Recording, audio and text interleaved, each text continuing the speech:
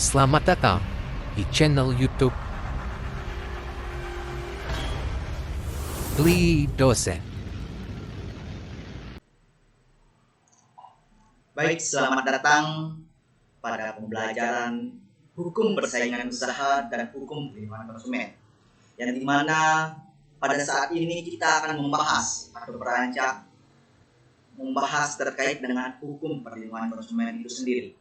Yang dimana hukum perlindungan konsumen terkait dengan hal-hal peraturan-peraturan yang tujuannya tentunya untuk melindungi konsumen sendiri pada saat melaksanakan transaksi ekonomi jual beli dan lain sebagainya.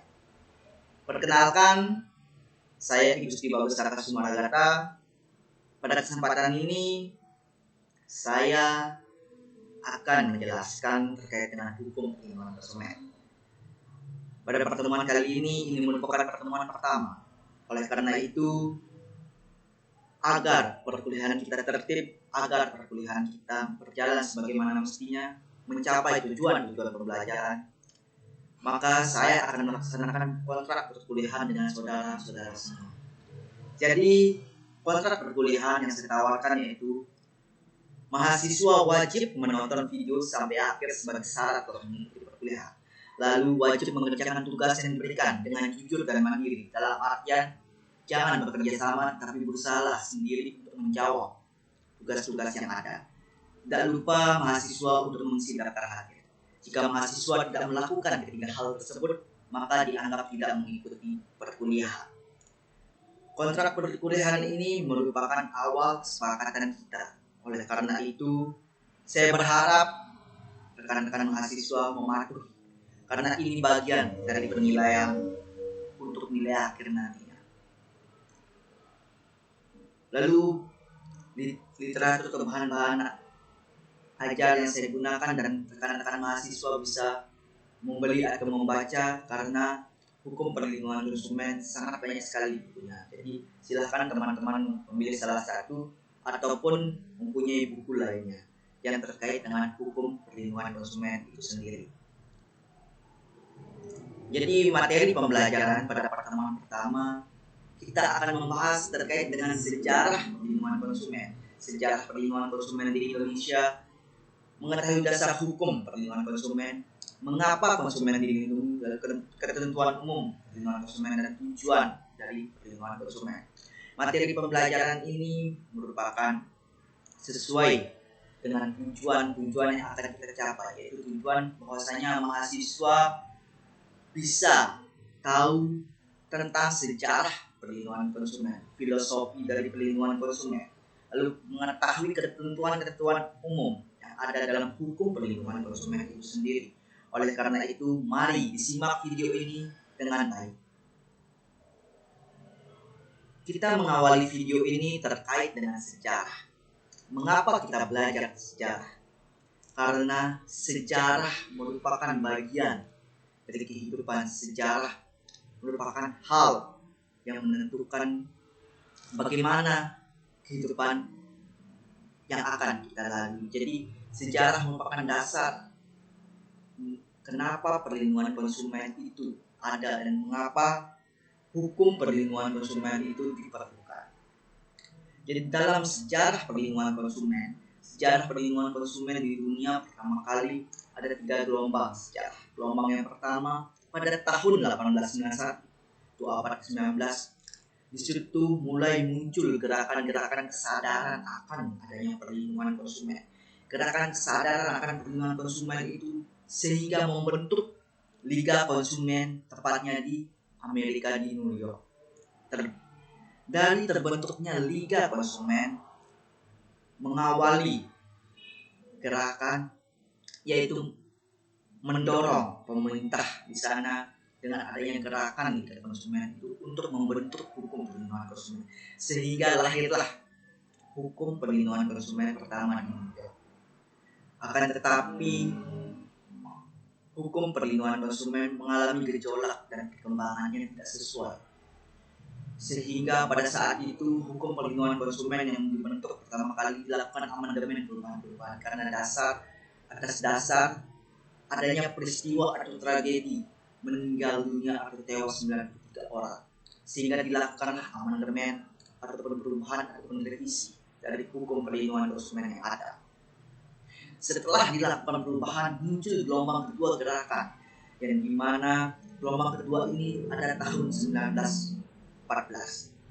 Gelombang kedua ini terbentuknya komisi yang bergerak. Selain dengan Liga Konsumen, ada juga komisi yang bergerak dalam bidang perlindungan konsumen, yaitu Federal Trade Commission.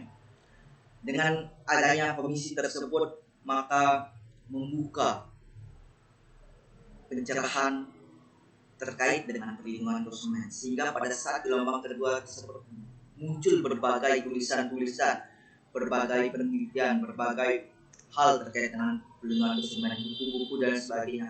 Hal tersebutlah yang mempengaruhi perjalanan perlindungan konsumen, sehingga terbentuklah hukum perlindungan konsumen, yang dimana gelombang ketiga pada dekade 1960-an yang melahirkan era hukum perlindungan konsumen tersebut, dengan lahirnya sebuah cabang baru, yaitu hukum perlindungan konsumen. Dari gerakan-gerakan yang pertama Liga Konsumen sampai FTC dan gelombang ketiga gerakan tersebut, sehingga melahirkan hukum perlindungan konsumen di beberapa negara seperti di Jepang, di Belanda, Belgia, dan lain sebagainya, sehingga muncullah hukum perlindungan konsumen.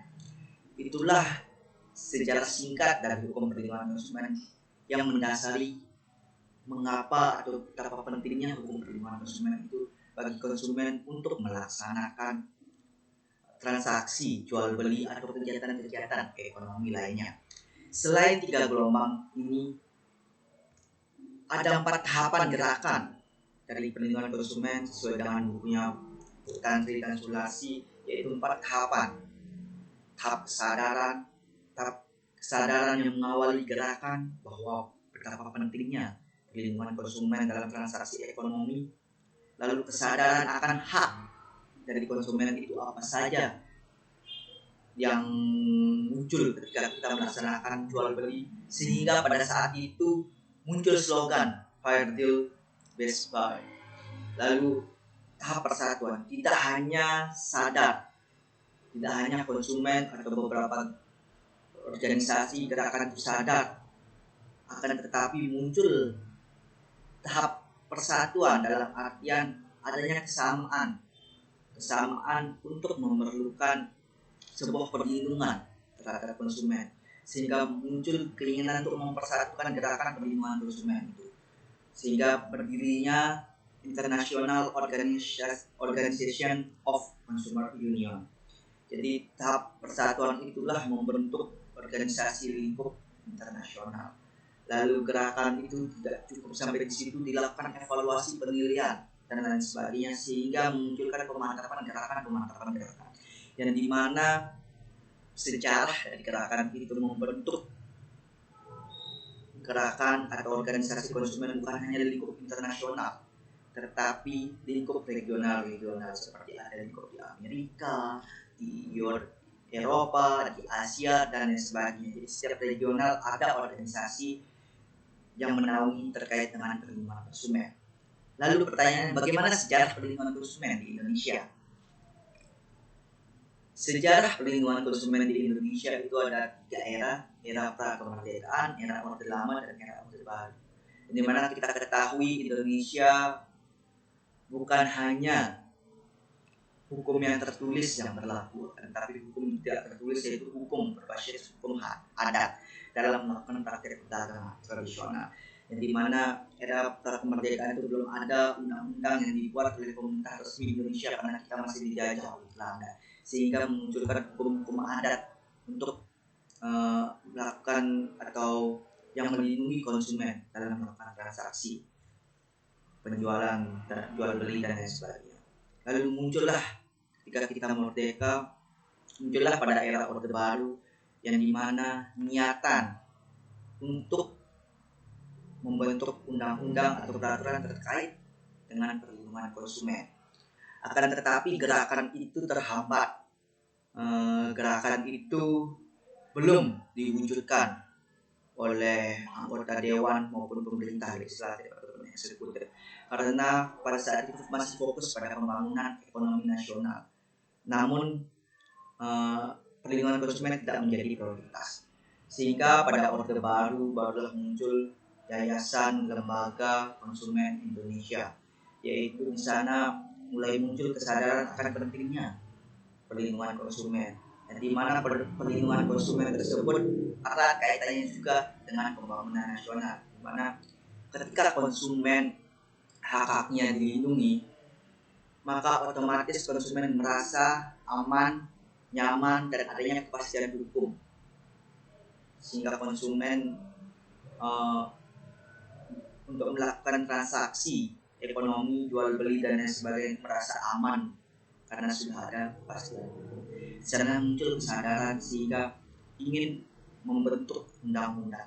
Akan tetapi pada saat Orde Baru hanya rancangan undang-undang perlindungan konsumen, sehingga pada era reformasi lah baru terwujud dari awal gerakan YLKI tersebut, sehingga pada tahun 1999 di era reformasi setelah di era reformasi setelah dibentuknya Soeharto pada saat itu baru lahirnya Undang-Undang Nomor 8 tahun 1999 tentang perlindungan konsumen. Inilah undang-undang atau dasar hukum dari perlindungan konsumen, itu Undang-Undang Nomor 8 tahun 1999. Nah, setelah kita melewati berbagai macam perjalanan gerakan perlindungan konsumen, maka ada tantangan-tantangan lanjutan terkait dengan sejarah, itu tentang era digital dan era pandemi, di mana tantangan-tantangan baru itu muncul terkait dengan perlindungan konsumen di era digital dan juga era pandemi itu sendiri. Itulah sejarah dari perlindungan konsumen, sehingga hukum perlindungan konsumen itu lahir.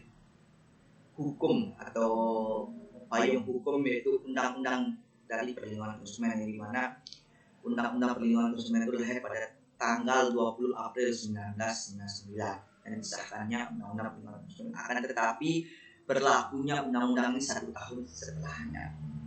Di undang-undang ada berbagai macam yang diatur, khususnya terkait dengan konsumen dan pelaku usaha. Selain itu juga ada Badan Perlindungan Konsumen Nasional, lalu ada Badan Penyelesaian Sengketa, yang dimana 2001 baru dibentuknya Badan Perlindungan Konsumen Nasional, dan 2004 adanya penerbitan peraturan pemerintah tentang Badan Penyelesaian Sengketa Konsumen. Itulah sejarah hukum perlindungan konsumen. Lalu karena adanya era digitalisasi dan era pandemi, maka penguatan terkait dengan perlindungan konsumen itu, maka diadakan penguatan peran otoritas jasa keuangan dalam perlindungan konsumen keuangan. Jadi ada jasa-jasa keuangan untuk melindungi konsumen yang menggunakan jasa keuangan itu, maka 2014 dikuatkanlah peran OJK atau otoritas jasa keuangan tersebut. Lalu 2019 muncul isu-isu tentang perubahan undang-undang perlindungan konsumen untuk era digital. Karena hukum perlindungan konsumen saat ini perlu untuk direvisi, karena kita sudah mengalami perkembangan teknologi dan sebagainya, agar konsumen benar-benar merasa terlindungi, nyaman dan aman dalam melaksanakan transaksi ekonomi. Nah, kita sudah mengetahui bagaimana sejarah dari perlindungan konsumen hingga munculnya hukum perlindungan konsumen di Indonesia. Lalu pengertian dasar-dasar yang ada di dalam hukum perlindungan konsumen apa saja.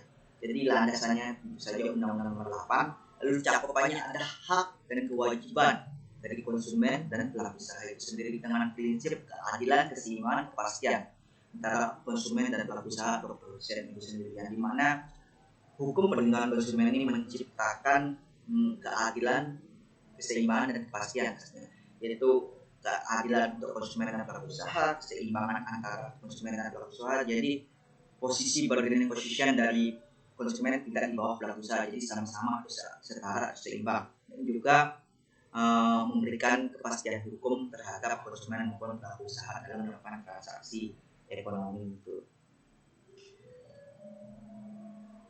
Lalu tujuan dari perlindungan konsumen itu sendiri ya pasti untuk melindungi, untuk tadi keseimbangan, lalu edukasi, yaitu melindungi konsumen dari praktek bisnis yang merugikan atau tidak adil, karena pelaku usaha bisa saja melakukan persaingan usaha tidak sehat maupun praktek monopoli yang dimana bisa merugikan dari konsumen itu sendiri, sehingga perlu adanya perlindungan konsumen. Selain itu juga melindungi seluruh bangsa terkait dengan pembangunan nasional, karena perlindungan konsumen erat kaitannya dengan pembangunan nasional. Jika iklim pelaku usaha itu melakukan kecurangan atau praktek monopoli atau persaingan usaha, maka akan menghambat pembangunan nasional dan menciptakan keseimbangan, di mana kita seringkali melihat bahwa pelaku usaha memiliki posisi yang lebih di atas dari konsumen sehingga dapat merugikan konsumen. Maka perlu adanya perlindungan konsumen itu sendiri. Dan pastinya untuk mengedukasi atau meningkatkan kesadaran kita sebagai konsumen maupun pelaku usaha akan hak kita untuk melaksanakan transaksi ekonomi itu sendiri. Lalu tujuan hukumnya itu sendiri yang pasti keadilan, kepastian, dan pemberdayaan. Ruang lingkup dari hukum perlindungan konsumen itu pihak-pihak yang terlibat pasti pertama konsumen, kedua pelaku usaha, tidak lupa pemerintah sebagai regulator yaitu maupun eksekutif, legislatif. Lalu aspek yang diatur tentang hak dan kewajiban, standar produk, informasi, penyelesaian sengketa. Dan tujuannya tadi menciptakan sistem perlindungan konsumen yang mengandung unsur kepastian, keterbukaan, keseimbangan, dan lain sebagainya. Nah, ini dia pengertian dasar yang dimana dalam Undang-Undang Nomor 8 1999 pasal 1 angka 1 pasal 1 tersebut pasti terkait dengan ketentuan-ketentuan dasar atau ketentuan umum dalam perlindungan konsumen. Yang pertama tentang perlindungan konsumen itu segala upaya yang menjamin adanya kepastian hukum untuk memberikan perlindungan kepada konsumen. Itulah pengertian dasar dari perlindungan konsumen. Kalau hukum perlindungan konsumen berarti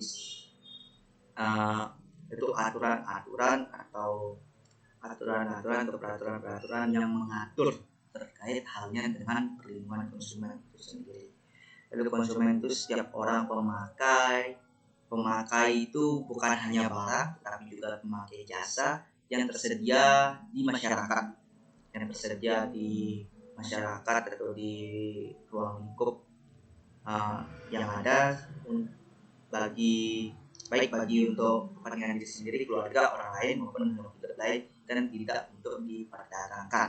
Nah, ini perlu ditekankan, tidak untuk diperdagangkan. Jadi konsumen ini dibagi menjadi dua, yaitu konsumen antara dan konsumen akhir. Nah, konsumen antara ini seperti produsen atau orang yang membeli barang lalu menjualnya kembali. Sedangkan konsumen akhir ini konsumen yang pengguna, seperti pengertian konsumen pasal 1 angka 2, yaitu tidak untuk diperdagangkan. Lalu pasal 1 angka 3 yaitu terkait dengan pelaku usaha adalah setiap orang, perorangan atau badan usaha baik yang berbadan hukum maupun bukan berbadan hukum yang didirikan dan berkedudukan atau melakukan kegiatan dalam wilayah hukum negara Republik Indonesia baik sendiri maupun bersama-sama melalui perjanjian penyelenggara kegiatan usaha dalam berbagai bidang ekonomi. Inilah pelaku usaha. Pengertian pelaku usaha yaitu badan hukum maupun tidak berbadan hukum itu dapat dikatakan menjadi pelaku usaha, tapi badan usaha tersebut harus dan berkedudukan di Indonesia baru dapat termasuk ke dalam yang kaitannya dengan hukum perlindungan konsumen itu sendiri. Selain ini ada tadi seperti BPSK, Badan Penyelesaian Sengketa Perlindungan Konsumen, yaitu badan yang dibentuk untuk melakukan penyelesaian sengketa. Lalu ada Badan Perlindungan Konsumen Nasional, badan yang terdiri dari unsur pemerintah, pelaku usaha, konsumen, dan lembaga swadaya masyarakat. Lembaga Perlindungan Konsumen Swadaya Masyarakat itu isinya Badan Perlindungan Konsumen Nasional, yang mana tugasnya membantu pemerintah memberikan saran, kritik terkait dengan hal perlindungan konsumen. Lalu ada Lembaga Perlindungan Konsumen Swadaya Masyarakat, yaitu lembaga yang tidak atau non pemerintah, yang tidak dibentuk oleh pemerintah, yaitu bisa dikatakan organisasi masyarakat yang dibentuk secara swadaya oleh masyarakat, yang tujuannya pastinya terkait dengan perlindungan konsumen. Itulah pengertian dasar dari perlindungan konsumen. Lalu kita memasuki akhir dari materi ini. Inilah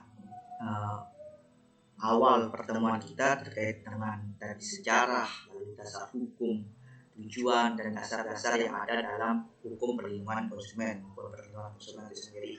Maka untuk rekan-rekan mahasiswa dapat mengerjakan tugas, dan di mana ini ada pertanyaan, jadi rekan-rekan mahasiswa bisa menganalisis apakah ini termasuk dalam sengketa perlindungan konsumen, apakah ini dapat dilindungi, apakah seorang ini seperti Agus atau Budi yang dalam cerita ini bisa dilindungi, mungkin bisa dianalisis mana yang dilindungi, mana tidak, dan mana dasar hukumnya seperti apa. Jadi pertanyaan ini bisa dijawab di kolom komentar. Baik, pertemuan pertama kita akhiri. Sekian dari saya. Semoga teman-teman dalam keadaan sehat. Jangan lupa untuk di-subscribe dan jawaban teman-teman dijawab di kolom komentar. Terima kasih.